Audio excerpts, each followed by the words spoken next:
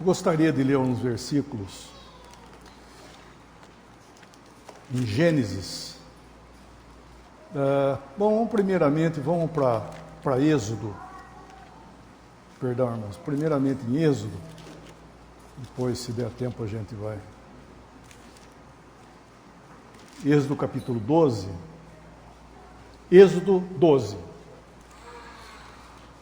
Vamos ler uns versículos, iniciando pelo versículo 1. Êxodo 12, versículo 1. E falou o Senhor a Moisés e a Arão na terra do Egito, dizendo: Este mesmo mês vos será o princípio dos meses. Este vos será o primeiro dos meses do ano.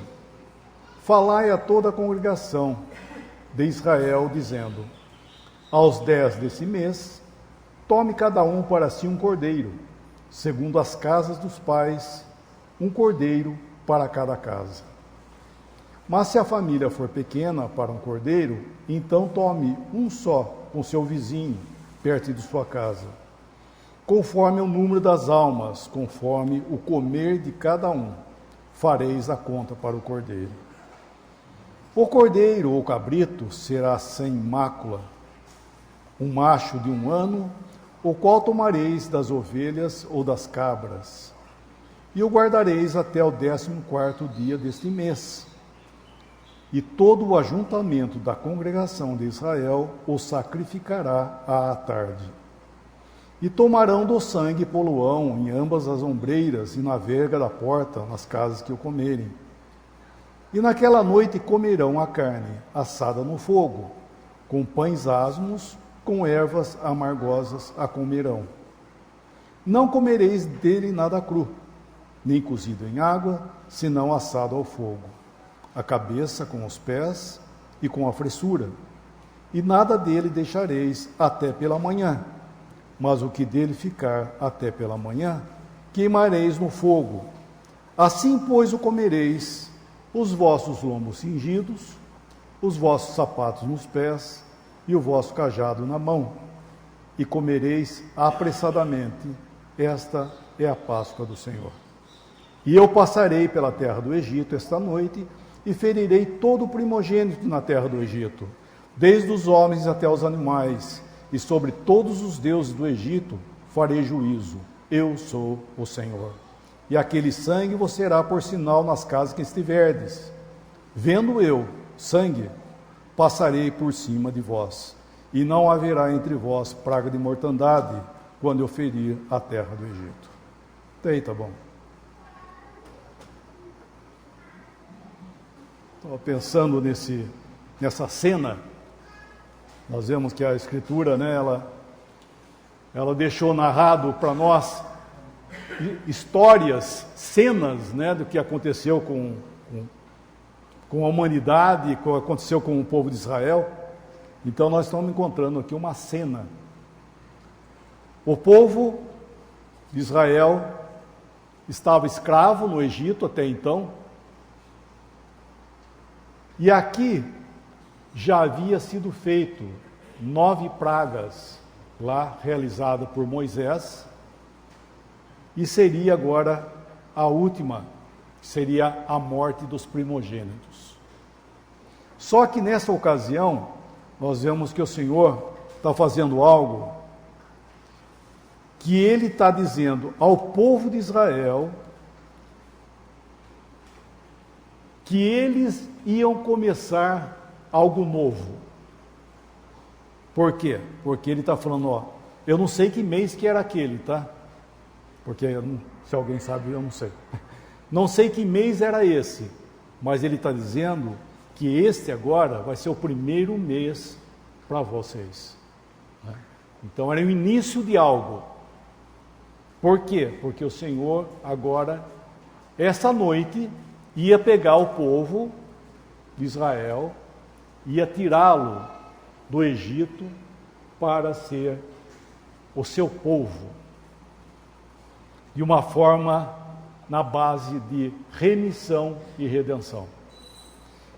Mas até então eles estavam ali no Egito.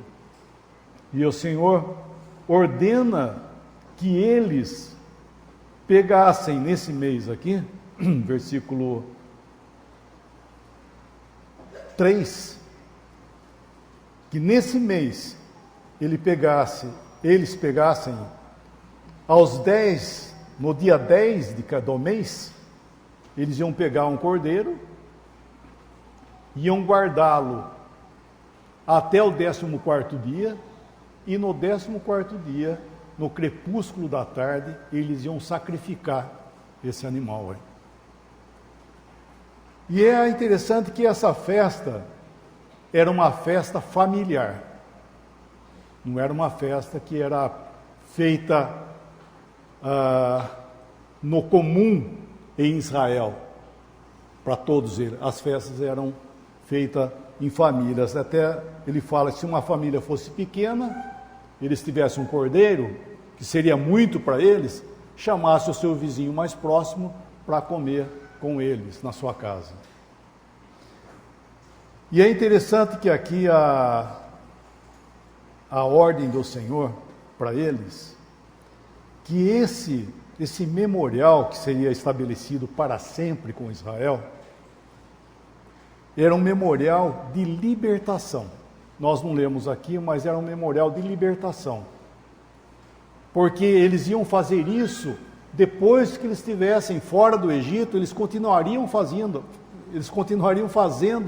esse memorial.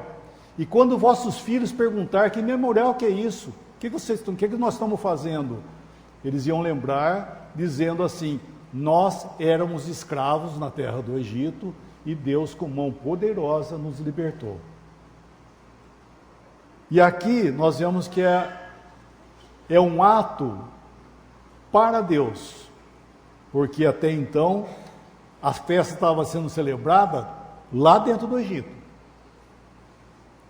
Então eles iam fazer o quê? Eles iam pegar esse animal, que nós vemos que fala, versículo 5, um macho de 1 ano, era novo ainda, perfeito ele tinha que ser, sem mancha, sem mácula, né? Ele tinha que ser um perfeito, e ele ia ser sacrificado, o sangue colocado numa bacia, e eles iam pegar do sangue e colocar na verga nas portas e nas ombreiras, e ali eles iam entrar naquela casa, e esse animal tinha que ser assado. Eles iam fazer esse animal assado, com ervas amargosas, eles iam comer esse animal assado lá dentro da casa. Eu estava pensando que isso aqui para Israel, um memorial desse, maravilhoso, né? Que o Senhor havia deixado para eles, para que eles lembrassem do que o Senhor, Jeová, né? O que o Senhor fez para eles, porque eles estavam lá no Egito, cativos por desobediência. Eles não estavam lá como coitadinho. A história começou lá com José, lá atrás, né? Que eles acabaram ficando no Egito. Se acomodaram lá no Egito, sendo que eles não eram para ficar lá. E eles estavam ali. E só que agora nós vemos que eles estavam debaixo da mão de Faraó, porque enquanto o seu irmão, lá voltando lá atrás na história de José, enquanto José estava gozando do privilégio que Deus havia dado para ele lá como no lugar de Faraó, como governador do Egito, ele trouxe os seus irmãos, tratando com ele, trouxe os seus irmãos ali, e trouxe toda a família, porque havia aqueles 7 anos de fome, né? Mandou trazer toda a família, desceram 70 pessoas da família, Jacó, desceram lá, e José deu uma melhor parte da terra para eles morarem, e eles ficaram ali, e, puxa vida, que melhor, quer uma posição melhor do que você estar num país do qual o seu irmão é o presidente desse país? Então eles ficaram ali gozando, e foi, e ficaram lá. Daí levantou, José morreu, né? os irmãos, os parentes mais velhos morreram todo mundo, levantou um outro faraó, que em Êxodo fala que não conhecia a José. Esse não conhecia José não era assim: ó José, tudo bem aí? Não é isso que ele está falando. Levantou um outro faraó com uma outra dinastia. E a dinastia dele, o que ele pensou foi justamente o que está escrito. Ele falou: esse povo que está aí é muito numeroso. Vai vir os inimigos, aí eles vão se aliar aos inimigos, vão tomar a terra que é nossa. Então vamos escravizar. Então começou a escravidão deles ali. E o tempo foi passando e o Senhor foi espremendo, né, para que eles pudessem clamar ao Senhor por ajuda. Então nós vemos na história aí que aparece Moisés para ser o libertador deles. Então nós estamos encontrando aqui já Moisés fazendo os seus prodígios, né, através da mão do Senhor, ali no Egito. E aqui então seria, como já falei, a última noite deles com esse memorial. Então eles teriam uma história maravilhosa, né, para contar para os seus filhos, que quando ele fizesse aquele memorial, eles fizessem isso lá na Terra da Promessa, ou seja, onde for eles fizessem a festa, era uma história maravilhosa para contar para os seus filhos o que era aquilo ali, porque era uma festa de libertação. E eu estava pensando que como é precioso, né, quando o Senhor deixou para nós um memorial. Paulo fala do nosso memorial, que Cristo, isso é o capítulo 5, né, de 1 Coríntios, Cristo, a nossa Páscoa. E olhando aqui no Velho Testamento como figuras, nós vemos que, como já foi falado agora há pouco, aqui no Velho Testamento, as ovelhas, né, que é um cordeiro aqui no caso, um cabrito, um cordeiro, né, ele era morto para dar libertação. Né, no caso aqui, ele ia morrer para dar libertação. E nós vemos no nosso capítulo que nós estamos vendo ali em João, que é o pastor agora dando a vida para libertar a ovelha. E aqui é a ovelha que está dando a vida para libertar, no nosso capítulo aqui. Então nós estamos encontrando esse quadro desse cordeiro sem defeito e sem mácula, macho de 1 ano. Isso nos fala de Cristo, o Senhor Jesus, o verdadeiro, né, o perfeito, o verdadeiro Cordeiro de Deus. Que ele diz aqui que ele era macho de 1 ano e ele era sem mácula. Então estava pensando na necessidade que havia de ter para que o Senhor Jesus realmente viesse aqui dar a sua vida. Ele tinha, e ele era, né, perfeito, em todo sentido da palavra. Nós vemos que depois que esse povo foi tirado da terra do Egito, o Senhor deu vários tipos de sacrifícios para o povo de Israel, que eram feitos também com cabritos, com bodes e etc. e tal, para simbolizar a obra de Cristo. Todas essas ofertas simbolizavam a Cristo. E tem uma das ofertas, era a oferta movida, que eles pegavam a coxa e levantavam. Eu não sei se movia desse jeito ou assim, eu sei que eles moviam, né? Era uma oferta movida. E o sacerdote movia essa oferta perante o Senhor. E eu pensei, particularmente quando eu li, eu falei, movia, mas por que ele movia um pedaço de carne no animal, ficava movendo ele, né? O peito, a coxa, né? Isso nos fala do quê? Da perfeição do Senhor diante de Deus, diante do Pai, no caso, né? Porque ele estava em vida.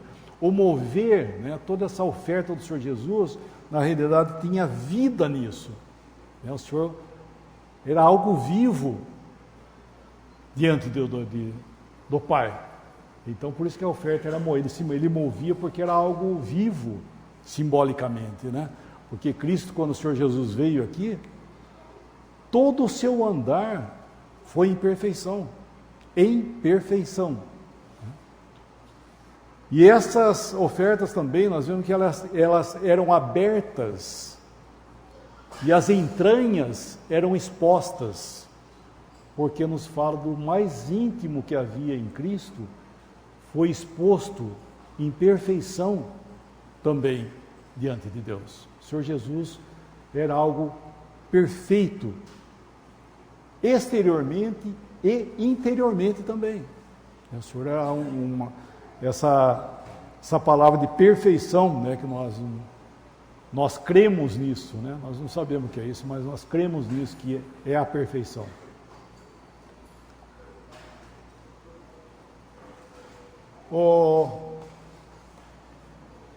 Quando nos fala da tentação do Senhor Jesus aqui nesse mundo, quando fala que o Senhor foi tentado em todas as coisas, inclusive à nossa semelhança, mas sem pecado, nos fala de tudo aquilo que ele foi provado, como já a palavra fala, tentado, para que ele pudesse se compadecer. Ou seja, ele sabe quando cada um de nós que passamos por alguma dificuldade, não importa qual seja, nós devemos entender que ele sabe o que você está passando. Ele passou sem pecado. E quando a palavra fala que em tudo foi tentado sem pecado, não é que está dizendo ali que ele resistiu. Nossa, ele fez uma força e resistiu. Não é isso. Diz que ele em tudo foi provado, foi tentado, mas sem pecado, porque o pecado não encontrava lugar. Né? A tentação do Senhor Jesus, as provas do Senhor Jesus eram externas. A tentação não achava lugar nele como acha em nós. Por que nós somos convidados sempre a termos juízo próprio, julgarmos a nós mesmos? Porque a tentação vem e ela encontra lugar. Infelizmente, ela encontra lugar em nós. Nós temos que julgar isso, buscar o Senhor. E o Senhor Jesus não. A tentação não achava lugar nele, por causa da sua perfeição. Mas ele padeceu por quê? Porque ele tinha sentimentos, ele era um homem, né, semelhante a nós, não diz que ele era igual, porque ele não tinha pecado, mas na sua semelhança a nós, ele padeceu em seus sentimentos por nós. Nós vemos que o Senhor Jesus, todas as suas obras de amor que ele fez aqui com as pessoas, curando, até ressuscitando pessoas, nós vemos que tudo isso ele fez por compaixão. Ele não fazia algo assim para uma pessoa como fosse uma mágica, né? Faz uma cura, quero que você fique curado. Ele tomava, ele tinha compaixão. Um exemplo que eu gosto de pensar, na morte de Lázaro, por exemplo, né, irmão de Marta e Maria. O Senhor Jesus sabia que ele já tinha morrido e ele estava indo lá justamente para ressuscitar Lázaro. E quando ele chegou lá e ele foi encontrado por Marta, depois por Maria, e ele viu as pessoas chorando, né, todos comovidos pela situação, nós vemos que ali fala que o Senhor Jesus chorou. Podíamos dizer assim, mas ele sabia que ele ia ressuscitar Lázaro, porque ele não falou assim, para todo mundo de chorar, que eu vou ressuscitar ele. Ele pega e ele chora junto. Por que ele chora? Por causa do sentimento do Senhor. O Senhor era uma pessoa que ele padeceu junto. Ao ver onde é que foi parar a sua criação, nós vemos que ele chora junto, ele sofre junto, é compaixão isso aí. E depois ele vai e ressuscita Lázaro. Então nós temos hoje um homem que conhece todas as nossas fraquezas, conhece as nossas provações, nossos sentimentos, e ele sabe e pode socorrer a cada um de nós. Então esse cordeiro que teve aqui que ser morto, nós vemos que nos fala primeiramente da morte dele, no sentido para fazer expiação. O versículo 10, não, é o anterior, versículo 9, não comereis dele nada cru, nem cozido em água, senão assado ao fogo, a cabeça, os pés e a fressura. Então nós encontramos seus pensamentos, a cabeça, seu andar, seus pés, e a fressura, o seu íntimo, tudo isso estava incluído nesse sacrifício. Os pensamentos do Senhor, os seus sentimentos, o seu andar, tudo em perfeição. Só que tudo isso aí ia ser o quê? Assado no fogo. Então, irmãos, nós devemos entender que o Senhor Jesus, quando ele foi à cruz para tratar do pecado, nós vemos que ele foi ali para ser o representante de cada crente em juízo.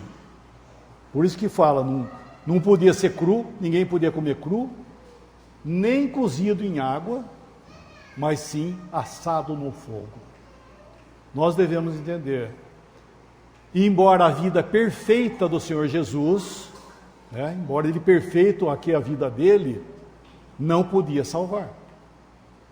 E quando ele foi à cruz, não teve nada entre ele e Deus que pudesse amenizar o juízo de Deus, que isso é o cozido em água. Você põe dentro de uma panela, então entre a carne e o fogo existe um intermediário. Não podia fazer assim também. Tinha que fazer o quê? Assado diretamente no fogo. Então, irmãos, o Senhor Jesus, ele foi à cruz para padecer o justo juízo de Deus que nós merecíamos, né? Cada um, isso aqui era individual, né? Tem uma festa familiar e era para eles ali, que o Senhor Jesus padeceu por mim naquela cruz. Você tem que entender que o Senhor Jesus foi o seu representante ali na cruz, em vida, diante de Deus, naquelas 3 horas de trevas que nós encontramos, como o irmão já falou aqui. Deus meu, por que me desamparaste? Foram essas horas de trevas que ele tratou diante de Deus para ser esse que veio dar a vida por nós. E é interessante que o sangue desse animal que eles estavam comendo ali, assado no fogo, nos fala também desse perfeito, como que nós lemos hoje, o aroma, esse aroma que subiu a Deus na sua oferta também, né? Nos fala desse queimado em fogo. Nós vemos que o sangue desse animal foi passado na porta ao lado de fora. E por que foi feito isso? Porque era uma noite em que o Senhor ia passar pela terra do Egito, e nas casas onde estivesse o sangue na porta, ele passaria por essa casa e não haveria nessa casa mortandade, porque ele ia matar todos os primogênitos, desde os homens até os animais. Era um juízo de Deus ali no Egito. Vendo eu o sangue, passarei por vós. Inclusive, esse é o nome da festa, né? Páscoa quer dizer passar por cima, passar sobre. No inglês chama Passover, né? Não é isso que fala? Passover. Passar sobre. Então, isso é a Páscoa, é passar por cima de alguma coisa. O que era? Da casa. Da casa estava o sangue, passarei por vós. Então, o sangue era algo que estava dizendo para Deus que ali existiam pessoas que ouviram por Moisés, né, ouviram a voz de Deus dizendo assim: assim diz o Senhor Deus, cada um faça assim, assim, pegue e passa o sangue. Eles fizeram de acordo com aquilo que Deus tinha falado. E o sangue era esse será o sinal, né? O sangue nas portas. Então, irmãos, isso é um consolo, entender que é Deus que está avaliando, não somos nós. A obra de Cristo, nós desfrutamos dela, mas a avaliação é de Deus, porque o sangue era passado na porta, para o lado de fora, e eles ficaram ali aquela noite, aguardando o amanhecer, porque eles iam embora, era a última noite deles ali. Então, eles tinham que pensar assim: essa noite vai ser uma noite, na verdade, uma noite de juízo. É uma noite de juízo. Mas o Senhor disse que o anjo vai passar, ele vendo o sangue, vai passar por cima. Eu passei o sangue na porta? Passei. O pai de família podia falar: bom, eu passei o sangue. Então ele tem que ficar descansado, né? Gozar dessa certeza que o anjo ia passar por cima, e eles, com alegria, eles deveriam comer desse cordeiro aqui, que é o mesmo do sangue da porta, eles comerem desse animal ali dentro da casa. Isso nos fala da certeza da salvação que há em Cristo Jesus. A avaliação da obra de Cristo, quem faz é Deus. Às vezes nós queremos avaliar e nós nos perdemos muitas vezes nisso. O que foi dado para nós é desfrutarmos da salvação que há em Cristo Jesus. É crer. Por isso que a salvação ela é para nós, né? Ela é simples, porque é você crer. Você não tem que fazer algo, você não tem que analisar, você tem que crer. O Senhor Jesus foi dado para ser crido e não analisado. Então, assim era para eles. Então, um judeu lá, um hebreu, né, no caso, o povo era chamado de hebreu, um hebreu na sua casa, com a sua família ali sentado, quer dizer, em pé, né, comendo ali, ele podia estar tranquilo, falou: ó, não, o sangue foi passado, comendo aqui, e de manhã nós vamos embora. Esse é o crente que está dentro da sua casa, simbolicamente dizendo, né? Ele está falando: eu creio no Senhor Jesus, no sangue que foi derramado, na obra que Ele fez para Deus, e eu estou descansado aqui. Agora, podia ter um outro hebreu que estivesse numa outra casa, podia ser um vizinho, que ele ia estar lá nervoso. Puxa, mas será que vai ser assim mesmo? Será que o anjo vai passar, ele vai ver o sangue? Será que basta mesmo isso? Será que... E fica indagando. Esse é o crente que sabe que Cristo morreu, fez essa obra para a salvação, mas ele não tem certeza disso. Em vez de ele abraçar aquilo que Deus está falando, ele tenta ficar questionando, fazendo avaliações. E isso está errado, irmãos. Verdade? O Senhor Jesus foi dado para ser crido. É verdade? Ele deu a sua vida por nós. O que ele fez na cruz consumou tudo, como já foi falado aqui várias vezes. Foi dito do juízo derramado sobre ele, aquilo que você e eu, né, aquilo que nós merecíamos, caiu sobre ele, porque ele disse: Deus meu, por que me desamparaste? E depois desses momentos, nessas horas de trevas, ele disse também: está consumado, como nós lemos aqui, eu creio que é o irmão John que falou sobre isso. Está consumado, ou seja, está pronto, é algo pronto. E essa mesma pessoa, ela foi dada aqui para nós, para nós desfrutarmos. Falando outra vez, era esse cordeiro que foi derramado o sangue dele, foi dado para que eles comessem durante a noite. Então, irmãos, nós estamos passando por um período aqui, do qual nós estamos aguardando a inteira libertação daquilo que Cristo já fez por nós. A obra está consumada. Vocês lembram? Vamos ler esse versículo. 1 Coríntios, quando fala da ceia do Senhor. 1 Coríntios, capítulo 11. 1 Coríntios 11. Isso é Paulo passando para nós, na sua doutrina de Paulo, a ceia do Senhor. Versículo 23. Porque eu recebi do Senhor o que também vos ensinei, que o Senhor Jesus, na noite em que foi traído, tomou o pão, tendo dado graças, o partiu e disse: tomai e comei, isto é meu corpo que é partido por vós.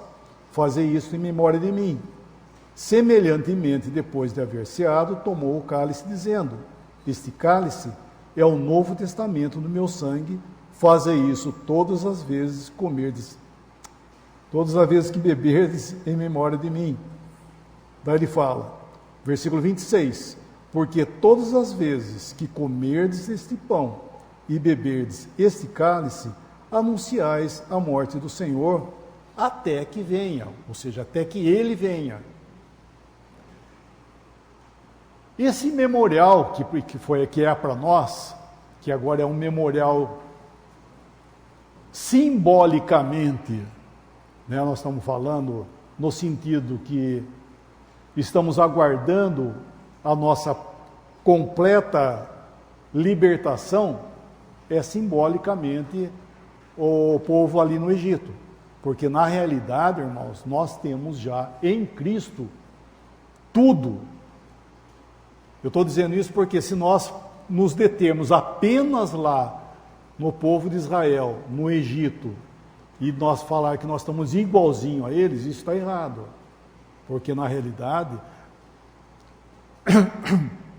a obra para nós é consumada, é algo já tudo pronto, né? A certeza de tudo, porque eu digo isso porque se nós falarmos que é igualzinho eles lá, eles poderiam estar, muitos deles, inseguros, porque estavam dentro do Egito, o faraó estava lá, eles só podiam, nós vemos que, na realidade, nós ouvimos o primeiro cântico nas Escrituras, é em Êxodo capítulo 15,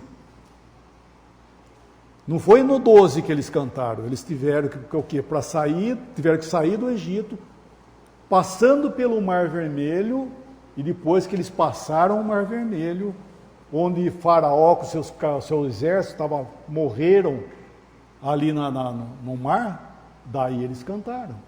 Né? Então, ou seja, eles estavam libertos do Egito, libertos de Faraó, então daí que eles foram cantar lá fora. Então, eu estou dizendo que para nós já temos essa libertação de forma completa. Né? Quando eu digo nós aguardamos aqui, é a vinda do Senhor para nos levar para o nosso lar, do qual Ele habita. É onde nós estaremos para sempre com Ele. Por isso que diz que todas as vezes que nós comemos o pão e bebemos o cálice, que é a ceia do Senhor, nós estamos fazendo esse memorial que Ele deu a sua vida por nós, e nós estamos ao mesmo tempo lembrando que Ele pode voltar a qualquer instante para nos levar para a sua casa, da qual Ele deu a sua vida, fez toda a sua obra, para já ter um lugar pronto com Ele em glória. E eu queria falar um pouquinho desse pão aqui, do cálice, só para lembrar um pouco. Eu gosto de lembrar disso, irmão, às vezes fica um negócio até meio chato, desculpe de eu ser assim, falar desse jeito, mas quero lembrar que a ceia do Senhor, ela é um memorial que nós fazemos como ontem aqui, nós celebramos a ceia do Senhor, havia nessa mesa aqui um pão e cálice, e o vinho, né, que nos fala do corpo e do sangue do Senhor. E o cálice por quê? Porque é um cálice de bênção para nós. O cálice que foi de juízo para ele, para nós é um cálice de bênção, como fala no capítulo 10 de Coríntios. E nós devemos lembrar que esse pão que nós comemos, ele é figurado. É uma figura, né? Este pão aqui que o Senhor partiu, esse é meu corpo que é dado por vós. Então, quando nós vamos comer o pão que é passado para nós, nós devemos lembrar que nós estamos comendo pão, né? Ele é pão antes, ele é pão durante a ceia e ele é pão ainda depois da ceia. Então, quando nós pegamos o pão e comemos o pão, nós estamos comendo pão, tá? E quando vem o cálice, ele é passado, é um cálice do quê? É um cálice de vinho. Então nós estamos tomando o quê? Nós estamos tomando vinho. É vinho antes, é vinho durante e é vinho depois.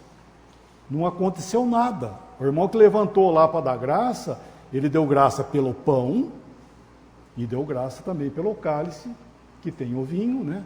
Deu graças. E ali ficou ainda pão e ficou vinho. Eu digo isso porque existe muita superstição em cima, muitas vezes, desse memorial.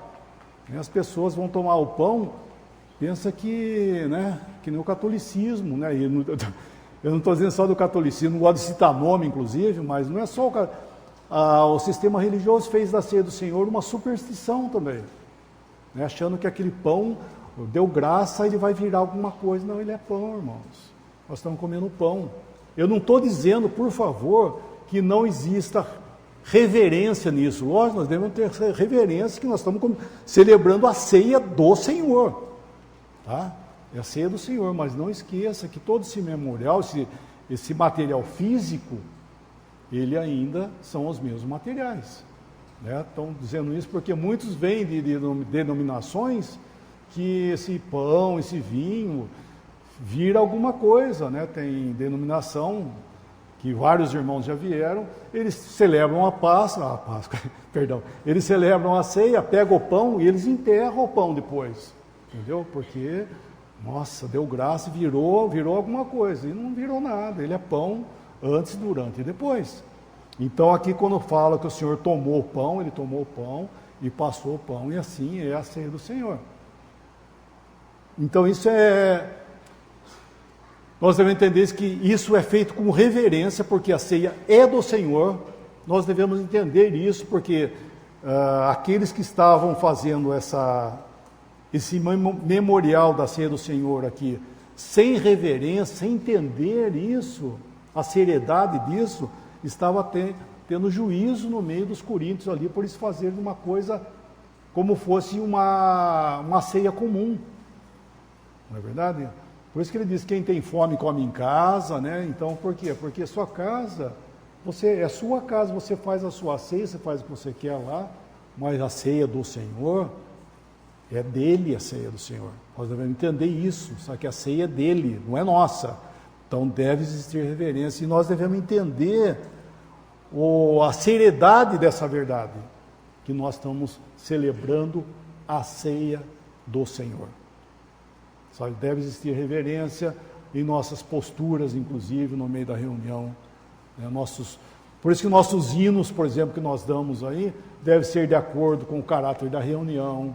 Enfim, todo aquilo que envolve essa reunião. Por quê? Porque é dele.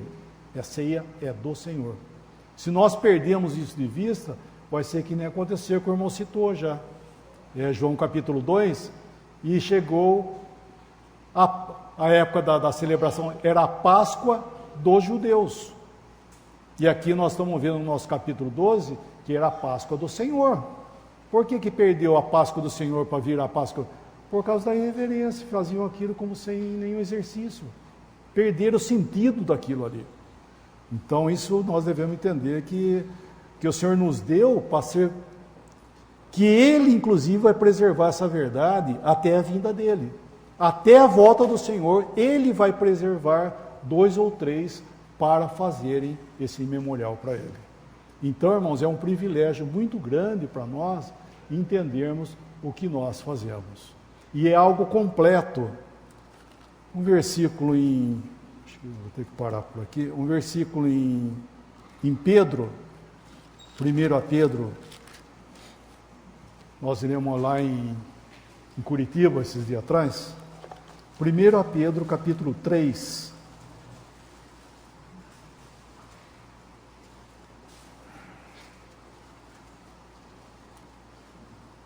Primeira Pedro, capítulo 3, versículo 18. Só uma parte dele. 1 Pedro 3, versículo 18.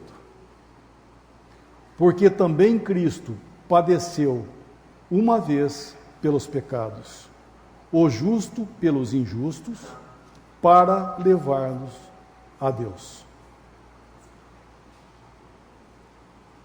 A completa obra do Senhor Jesus, porque também Cristo padeceu uma vez pelos pecados. Isso é propiciação.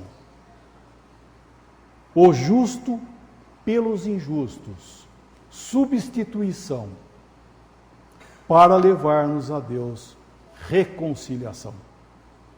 Então, irmãos, a obra do Senhor Jesus foi feita por nós de forma completa. Nós temos tudo na obra de Cristo. Ele é tudo para nós. Nós temos esse homem em glória, ele mesmo aguardando, muito mais ansioso do que nós, para vir buscar a sua igreja, a qual somos nós. Então, deve haver, como deveria haver no coração do hebreu lá, fazer aquele memorial com alegria, sabendo, certeza que ele ia embora daquela terra da qual ele foi escravo, ele ia embora. Por isso que ele estava ali, calçado,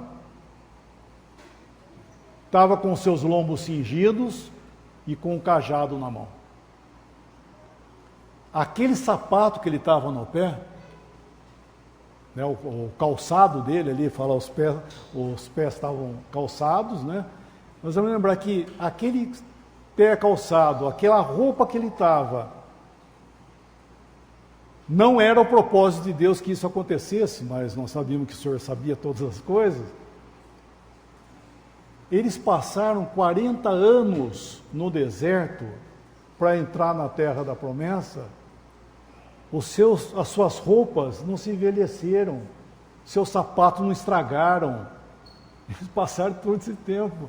Então nós vemos que aquilo que eles estavam vestidos, eles estavam prontos já para entrar lá.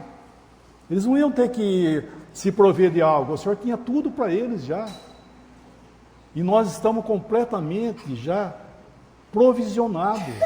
Inclusive esse cajado que ele estava na mão, eu li de um irmão, não sei, acho que não lembro o nome, uma nota de um irmão que eu li uma vez, que nos fala da palavra de Deus, né, que é o nosso apoio, né, porque o cajado ele apoiava, né, era a certeza das coisas que o Senhor deu para ele, um cajado para ele apoiar nos lugares que ele tinha que ajudar a sua própria, apoiar.